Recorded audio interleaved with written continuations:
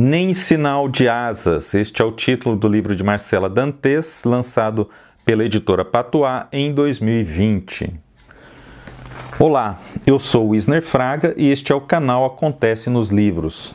Aqui eu falo sobre a literatura brasileira contemporânea, sobretudo a prosa que está sendo produzida por aqui atualmente.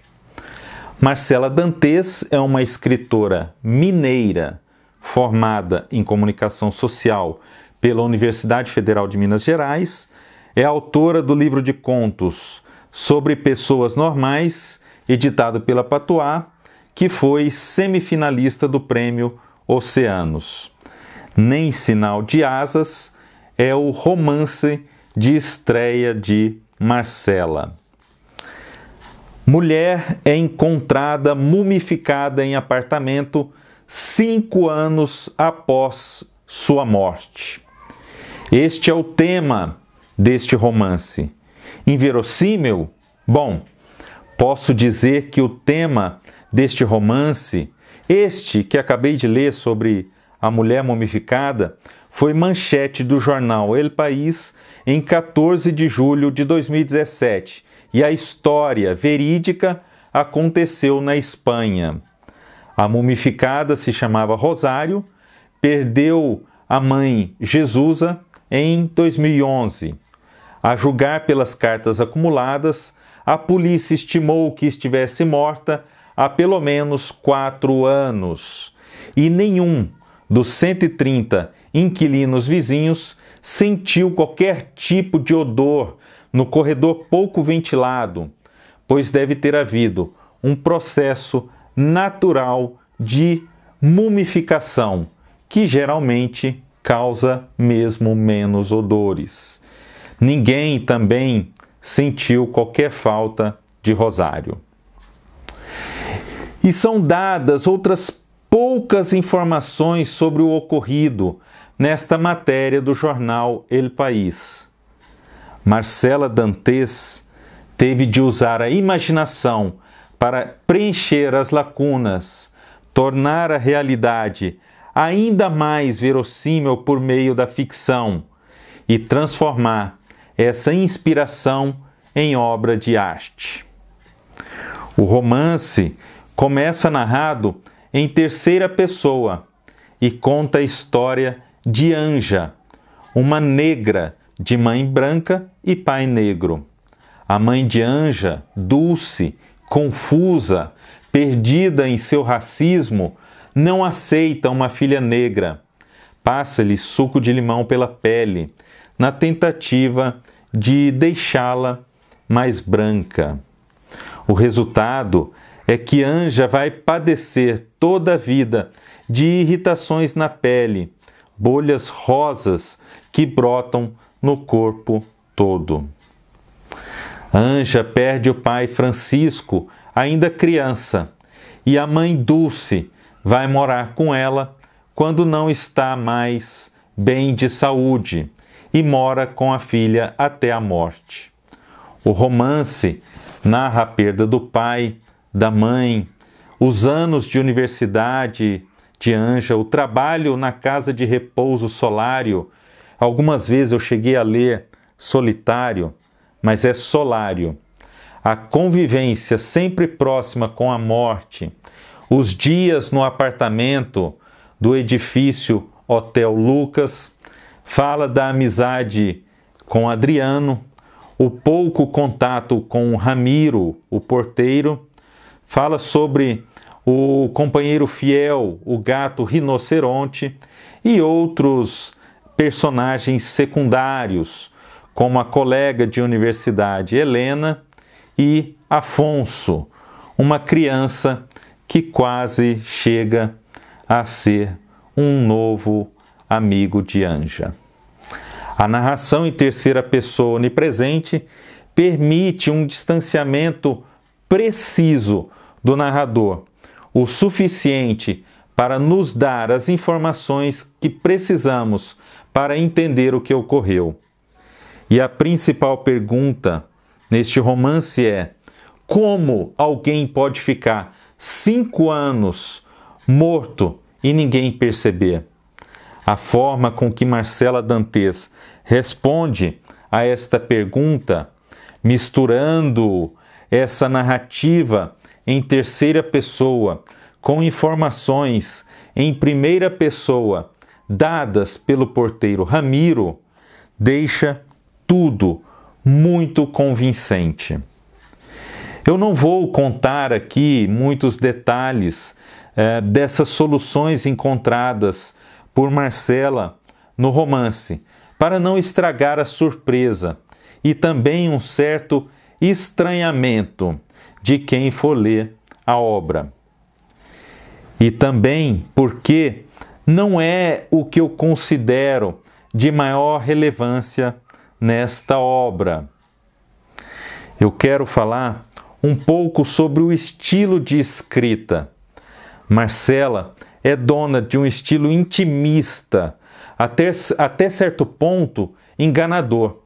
Com uma linguagem lírica, o narrador esmiuça as inquietações de Anja, a começar pelo próprio nome. Ela prefere ser chamada de Ângela. Esmiuça, claro, inquietações universais. Por exemplo, como se morre? Morrer sozinho não é nada fácil, mas também não é fácil morrer em companhia de outros. A morte dá trabalho, como bem demonstra este romance. É preciso traquejo, é preciso lidar com questões práticas tão importantes quanto as questões filosóficas ou também religiosas, tão inerentes a este tema.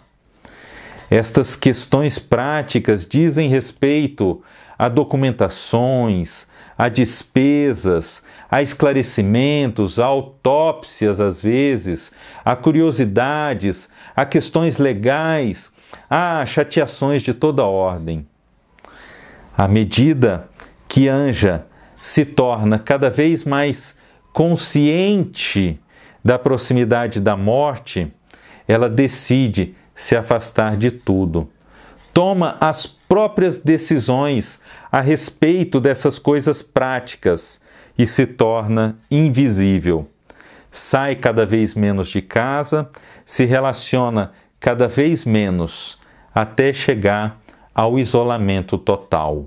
O mundo não interessa mais. Interessa a morte crua, a morte despida de qualquer ar romântico, a morte, morte mesmo.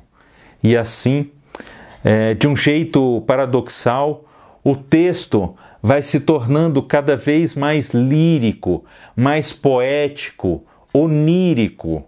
Não que tudo não esteja claro, ao contrário, a morte vai se tornando cada vez mais palpável, cada vez mais transparente.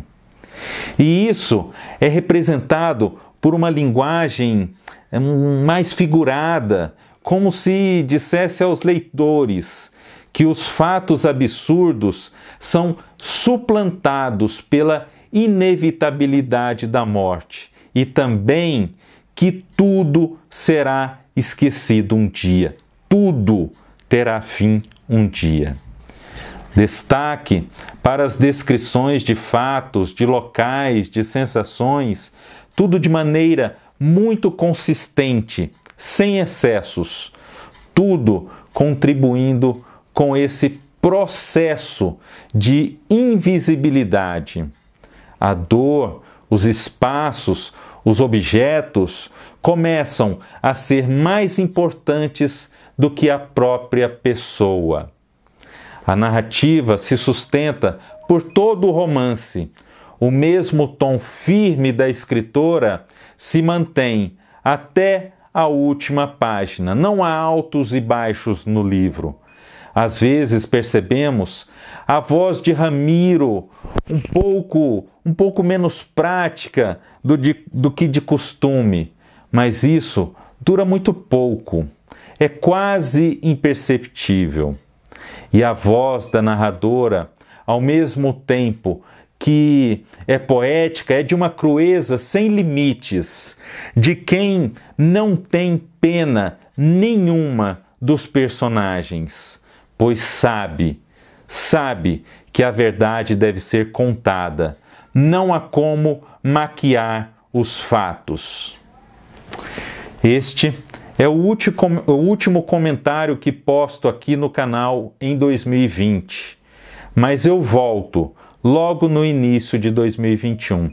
Eu desejo a você boas festas. Se possível, continue com o isolamento. Se não, tome todos os cuidados para que se mantenha com saúde. Eu vou ler agora o início deste romance, que dará a você uma boa ideia do estilo de Marcela Dantes. Inscreva-se no canal Acontece nos Livros. E se você curtiu este vídeo, divulgue-o em suas redes sociais. Ajude nosso canal a crescer. Valorize a literatura brasileira. Valorize as editoras independentes. Neste Natal, dê livros de presente.